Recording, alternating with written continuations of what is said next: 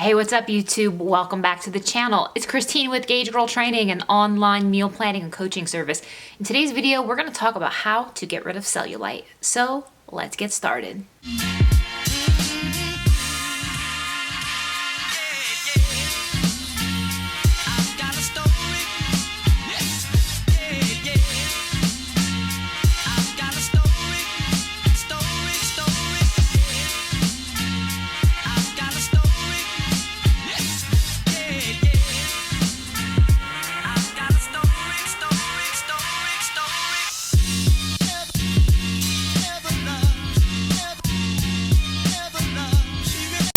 So what is cellulite? Cellulite is a condition that causes dimpling on the surface of the skin. And in this video, we're going to get into a little bit more of the anatomy of the skin, what causes cellulite, as well as what things you can practically do to combat it.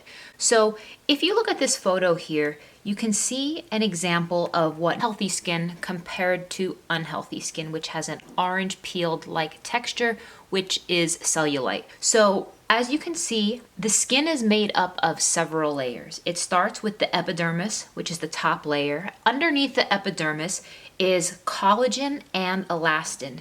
Now, collagen is a network of connective tissue, which gives skin a firm and supple appearance.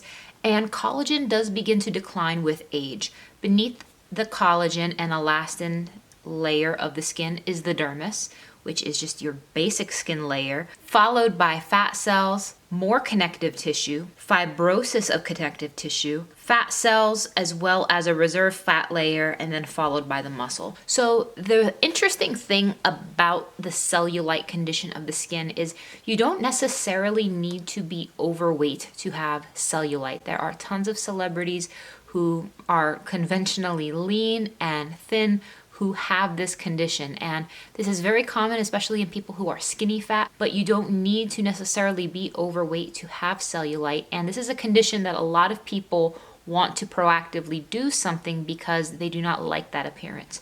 So what causes it? There are several factors that cause cellulite. The first thing that causes cellulite is a poor diet. Even if you are not overweight, even if you are not eating in a caloric surplus, if you are eating unhealthy foods, it is going to impact these fat cells, it is going to impact the dermis, it is going to impact the quality of the collagen and elastin in your skin. So you definitely want to be eating foods that are high in protein. Collagen supplementation is fantastic, taking care of your skin and eating healthy, nutritious foods as opposed to foods like smoking and drinking and processed foods, which are going to wear down your connective tissue, which are going to only enlarge your fat cells, even if you are underweight. So being overweight is the second reason that you will see the appearance of cellulite. So as you can see here on the right hand side, again, when these fat cells are enlarged, there will be a change in the shape of the connective tissue beneath the dermis, and it is going to cause some buckling, giving the skin a more dimpled appearance. So the next thing that is going to cause cellulite is dehydration as well as water retention. So this is definitely going to impact the collagen and elastin in your skin cells.